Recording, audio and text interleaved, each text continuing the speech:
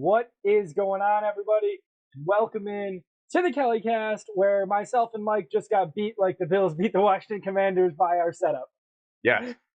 Oh, that's the perfect one that was the setup. Oh, all right. I like it. I can dig it. As long as it's not as more like got beat by how I lost to you on Madden the other night, 80-24 or whatever the hell it was. Hey, you're gonna have to have your rematch in 2 weeks once you're ready. He got his revenge, guys. Just in case everybody was wondering, he got his revenge. Saltiness. I am salty. I mean, it's all right. It happens. Competitiveness in the business. We always get so mad at each other, man. I'm glad we both have that like forgetful memory where we wake up the next day and everything's good. No matter what happens the day before, everything's good the next day. What do they say in football? You got to forget last week and move on to the next. Move on to the next play. You know. So let's go. What is it? What's the word? Quick memory or whatever. After you throw a pick. Yeah. That's what they always say. Short memory. Short you already have that though, so. I do. Thank God. Thankfully for you, you'd probably be 6 feet under by now. What are you doing? I'm burying you. I'm alive! I'm alive! You're waking the neighbors! Shut up! So, guys, I know you watched the games along with us. Mike won again. Gross. Don't want to talk about it. We'll talk about it more on the other videos. I was going to say, I thought we were saving that for tomorrow's show. You know, I'm trying to get all the negativity out of my way today. Out of it today? So, I mean, come on, we're going to save some for tomorrow. No, I don't want any negativity tomorrow. I'm going to have to go through some of it, but I don't want much. So the Buffalo Bills defeat the Commanders by a score of 37-3. Shout out to your dad who called 41-0 and was super close in this game. He was super ever close with that. But let's get right into our knockout performances, Kelly's knockout performances of the week. If you insist. You want to ring the bell, Apollo? All right. Ding, ding.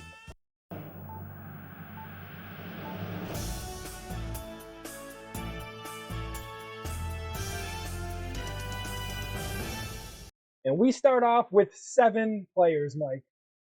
7 players earned our number 3 slot this week. It's a first for the show, and I don't think that's going to happen again. But it might. It might. With the way the defense is playing, I think it might. We play Tampa Bay later on in the season. Don't forget. So it's a chance that this does happen again when old Baker gets in trouble. So the players are Tre'Davious White, who I thought had a terrific game in coverage. He gets the interception in the end zone. Yeah, it sucks he goes down at the 1-yard line, but the Bills don't end up paying for it via a safety or anything like that. I was very impressed with him. What'd you think about Leonard Floyd there? Leonard Floyd's been... I mean, you told me the other day, it might have been on or off camera, I don't remember, but you just love Leonard Floyd. You love talking about it, and he's shown you why, hasn't he, the last few games? He's 31, and he's still a speed rusher, and he's getting around guys. It's almost... I'm going to lie here. You trying to tell me he's Von? No, hell no. Not even close to Von. But I was going to say almost give Von a couple more weeks, to heal. No. I'm ready. I stopped myself on that one. I'm ready for Von to come back this week. It's a shame that he can't. But Floyd, in his own right, man, he's an insanely good pass rusher. Yes. I don't think he's going to be a Hall of Fame talent, but he's definitely in the Hall of very, very good. Absolutely. I agree. I'm very happy with what he's done. Groot makes an appearance this week with a sack. Of course, Sam Howell was just going down all day. Daquan Jones, you're not going to see him on the Kelly's knockout performances of the week very often, but this week, a sack and a half puts him on the list. And A.J. Epineza, one of the guys who a lot of people didn't expect to make the Bills roster, comes in, gets a sack, and a pick 6. Sure wasn't Klein? No, I'm kidding. I made that mistake during the game, guys. Yelled out. I was like, oh, Clyde, I don't know who that was. He's been amazing. It was nice, man. I mean, he had that's what happens when you have this defensive line rotation that Sean McDermott runs. You see it a lot around the league now. It's not just the Buffalo Bills. That's our 3 slot this week, Mike. And it was so hard to come up with the performances this week. A lot of the weeks, it's going to be difficult the other way around. It's going to be, hey, the Bills played bad. Who do we want to talk about in a positive light? But this week, nothing but positive vibes. And for number 2, Mike, the hometown boy out of Maryland, Mr.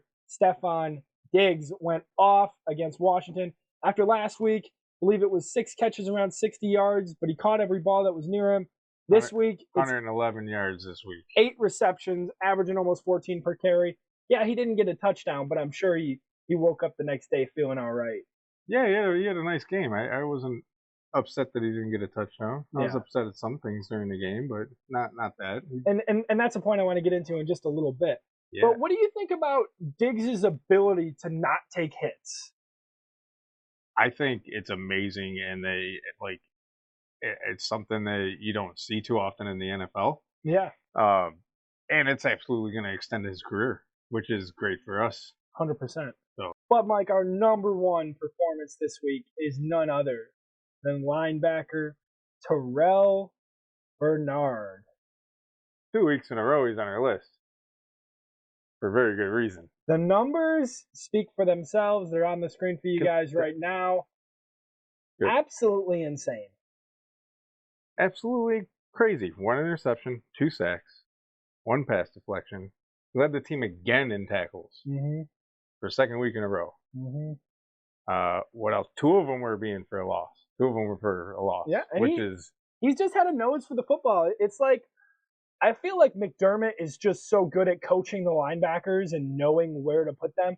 Not to take away anything from Bernard, but McDermott has had success all over the league with linebackers, going back to his time in Carolina with Shaq Thompson, and obviously he had Luke Kuechly for a time. Yep. And Luke Kuechly, a monster in his own right. But Bernard, you cannot say enough good things about him this week, because all the bad things that were talked about during the preseason and all the bad things that have been talked about through his performance against the Jets, his what's the word I'm thinking of? Commending him needs to be as loud as we were when we were being negative about him. So I cannot say enough good things. And it does, and I wish I could remember the stats, but there was a meme type post earlier that with Edmund side by side with him. Oh yeah, it was built in Buffalo. Our friends over there who posted that. I think it was something like it was 52 career games for Edmonds to reach the stats that Terrell Bernard already has this season. In 3 something games. Like that. In 3 games. So you know what, Mr. Bernard, I apologize for ever doubting you in week 1. We need you to continue that in week 4, especially against the monsters that we're facing. Please do. So. I mean, you mentioned the stat on Tua, and I just need to bring it up because I thought it was so crazy that you had this stat and I didn't. So I'm going to let you tell the people. Tua's been hit how many times this season? 5 times. He's at it 5 times, and that's not my work. That's WGR's work. And that's not sacks. That's hits. He's been sacked once. That is absolutely crazy. And what's the key to their game? It's keep Tua healthy. Don't let him get hit. And it's the run game. He's also been the fastest release in the entire NFL this year. Yeah, and like I mentioned, it's just like Brady. We couldn't hit Brady for the longest time because it's snap, 1, 2, 3, balls out. 1, 2, 3, balls out. So I'm hoping that the defensive line is able to cause some havoc, because if not, the Bills are going to run into some problems. Like, Miami is, in terms of power rankings, they're ahead of Buffalo. Yep. Up in the top 5. Buffalo's sitting around 6, 7 in most rankings. And I'm not going to lie to you, the speed is going to be a factor. And if you cannot get to Tua, and he's able to sit back there and dot you up, he is going to slice us up. 100% if you cannot put any pressure in his face. But the rest we will save for the KellyCast live show this Sunday at noon. Let's move on here. You said you wanted to talk about bad things this week. Yeah, and you know what? I was having a real tough time gathering some bad things, because how can you as you said, it's real hard. That's hard, Mike. You know what I'm talking 34-point victory. 34-point victory. One bad thing that I did see was Gabe Davis this week. We saw old Gabe Davis. Okay. I mean, he had the touchdown. He had 1 touchdown. That's the only thing. It's a good route. And he was non-existent the rest of the game. Yeah, every other. Oh yeah, it absolutely was. It was. That's true. That's his only reception. That was his only reception. Every other one was either dropped or missed or something. Yeah, I don't have the number. I wish they put the targets in the stats, but they don't. He had like 6 targets or 5 targets. Okay. It was a low amount of targets, but he was non-existent for the rest of the game. Yeah. And he caused one major thing that I know you can't wait to talk about. That's what I have. I'll let you get into that one. it's the turnover by Josh. It's 3rd and 20, right? Does it make a difference in the game that Josh threw an interception? No. Do you Not hate to this one. see it on the stat sheet? Yes. Absolutely. The question is whose fault is it, right? Because immediately the blame goes on Josh, just for the throw. But the way I explained it to you and the way I'm always going to think about this is this was a Madden animation in real life. Yes. Yes. The ball, while not probably catchable for Gabe Davis, he can go up and attempt it. The fact that he grabs the hips of the defender, I think it's Kendall Fuller. Actually, I'm 100% sure it's Kendall Fuller. It is. He grabs his hips before he has the interception. It just boggled my mind. I was not happy with that effort. It reminded me of Mario Williams in his final year on the Bills. Yeah. Yeah. It was bad. I I didn't like it at all. I didn't like the look. I was very angry that you didn't at least try to get an arm in there. If he had attempted and missed, I wouldn't have been upset. It's like Diggs versus the Jets. In double coverage, the ball's picked off. Diggs attempts to knock the ball out. He knows he's not going to catch it, so he attempts to play defense. Yep. That's different to me than this play by Gabe. But again, this is nitpicky.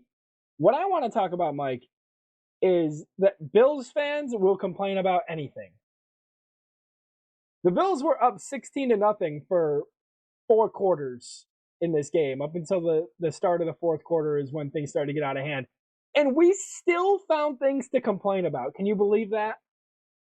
No, who was complaining? Why don't you let me in on that secret? Well, your dad was complaining. Yeah, he's always And we were complaining too. Because I can see it from both ways, right? Because seeing it from the Bills fan from 2013 when I started watching football with E.J. Manuel and when the Bills couldn't get their way out of a paper bag, when scoring 16 was amazing. but we lost 34-16 or whatever it was. And then seeing the today Bills, who are obviously a lot more impressive, I understand why Bills fans were a little upset that the Commanders were still in the game in terms of score, right? Because they were being outplayed easily. Outplayed. I mean, come on, 9 sacks, 4 picks. Well, at this point, it's not 9 sacks and it's not 4 picks. I think it's more like 2 or maybe 3. I agree. Yeah, I could see your point too. Washington's defense is still very strong. The fact that Buffalo puts up 37, very impressive, especially against that defensive line. You know how many sacks they took, Mike? On us? Yeah. They had 0 sacks. 0. They had 0 sacks on us. And that's possibly the best defensive line in football. It was a mix of quick releases and a mix of Josh Allen just being smart. 3 carries, 46 yards. Obviously, the touchdown that you see in the thumbnail in today's video. But I'm not too mad at the interception. If that's a close game, maybe, but it is what it is. How about Mr. James Cook, Mike? I know you were impressed with him. I wrote that Cook stays cooking. Cook does stay cooking. 98 yards. 112 all-purpose. 112 all-purpose. I think, yeah, he had very few targets in the backfield this week. They didn't utilize them. Just a couple. But, yeah, man, I hope that our offensive line can hold up against Miami's defensive line. I'm not too scared about Miami's defensive line in general. Yeah, true. They're not that great. That is their weak point. So that, and really the secondary, their defense in total to me isn't great. I mean, yeah, I know they put up 70 on the Broncos and Scorigami, all this stuff. Good for them. And they weren't. I'm not in the crowd that says that they were running up the score because the Broncos gave up on that game. They benched their starters and they still just continued to score. But James Cook, Mike, 6.5 yards per carry this week. One of the things that you and me talked about against the Raiders was, hey, maybe, the outside run game is what's working. It's working. And this week, I know maybe you didn't pay too much attention to it, but he was running a lot between the tackles. And you kind of said, oh, he's small. I don't know why they're doing that. Sure but did. A lot of the times what happens is as these teams start to break down, you get to the 4th quarter. If you're running between the tackles and your offensive line is doing the way that the Bills performed, you're going to bust one. And he did. He busted one in the 4th quarter, which ultimately put his yards up to what they were at with 98 rushing yards on the day. Yep. Yes, sir. Efficient game, Mike. On 3rd down, Buffalo went 9 of 15. I remember on the first drive, there were at least 3 third down conversions, and 2 of them were on like 3rd and long. So I was very impressed with Ken Dorsey's play calling, except for the 4th down call. The fourth and 2, I believe it was. I never remember. They go for it. Josh takes it from the shotgun, and the ball is just batted down. It's when the score is still 16-0. Washington gets the ball back. Obviously, Buffalo stops them, but I didn't like that call on the 4th down. I'm sure you guys know what I'm talking about. And 6 penalties. Washington's defense had 8 deflections on Josh Allen during that game. Wow. I did not have that number. And that like, I'm surprised there weren't more picks with the way the deflections have been working his way, to be honest. I'm glad it was deflections and not sacks at the end of the day. Yeah, I'll take deflections all day. But you do have to work on that because, as you've seen from the Monday night game last night, Logan Wilson got 2 picks off of deflections. Sometimes the ball just bounces that way. It happened with the Giants and 49ers. Brock Purdy throws one. It gets launched into the air, and of course it comes down with the 49ers. Daniel Jones gets one tipped, intercepted. Yep. It just happens that way. One other bad thing I do want to talk about this week. Okay. Final score 37-3. Again, a lot of tough things to find to talk about. Kaiir Elam, inactive once again for the 3rd time this season. Not active yet. I read something that he said to one of the reporters, and he was just like, I'm just trying to work my way out of the field. I want to be here, all this kind of thing. And I don't know what's going on personally, but I really want him to see the field again. I do. I want to see him play. He was our 1st round pick for. I mean, you can't.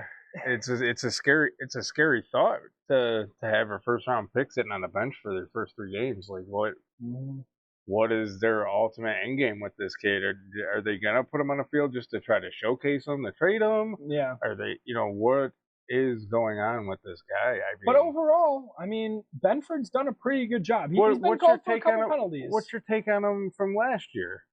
I wasn't super impressed, and I wasn't super displeased. I was feeling okay about how he did last year. That's why I was so surprised when he wasn't able to win the CB2 spot. I will say he did not look good in the preseason, in my opinion. And the fact that he lost the CB2 spot did not surprise me. I called it after that 3rd game. When I saw Benford in that 1st quarter, I'm like, okay, they're going Benford. And it was surprising. Benford's your 6th round pick. Elam's your 1st. But really, I think what it comes down to is you can never get complacent in the NFL. I don't know if you've been seeing the Tom Brady interview that's going around. He did it like an in-depth interview with somebody. I haven't found the full one, but I've seen clips and pieces. Yeah. And this one was actually Edelman talking about Brady. And he said, Brady does not trust you. You have to earn his trust each and every time you go out onto the field. And I think that's what Kaiir Elam has to do. He has to earn the trust from his coaches, and he has to go out and perform. Maybe he was drafted in the NFL as a 1st round pick, and he expected to come in and coast into the starting job and be on the Buffalo Bills, the Super Bowl contending Buffalo Bills, and it just hasn't gone that way for him just yet. So almost a semi-Jamarcus Russell situation, you thinking maybe? Not working hard enough in practice? Marcus Russell's name is banned from the show the same way Colin Kaepernick's name is banned from the show. The real test, though, guys, it's this week. Buffalo. I really honestly can't wait to talk about the game on the live show, guys. There's lots to talk about. There's a lot of exciting things to talk about. A lot of things to worry about. We could tell the people right now, but we're not going to. No, it's sir. not going to happen. Nope. Guys, don't miss our live show this Sunday at noon. KellyCast official pregame show with myself and Mike. Hopefully things are working better here on the set. Hopefully we got some things going on. We'll see, of course, what happens there. Our predictions this week will be coming out. Me and Mike picked the top 5 games of the week, not including the Thursday primetime. The Thursday primetime game will be coming out with its own video on Thursday. We then picked 5 other games. That video will be releasing either Friday or Saturday, and then we will return with the KellyCast quick picks at the start of the live stream on Sunday. Mike, say goodbye to the people. Goodbye to the people. Thanks for watching. Thanks for coming out. Don't forget to like, share, subscribe. Tell your family. Your friends, your enemies, your enemies' friends, your friends' enemies. Everybody that you know, let them know about the KellyCast, especially if they're a Bills fan, especially if they're an NFL fan. We do appreciate you for watching, and we'll see you next time.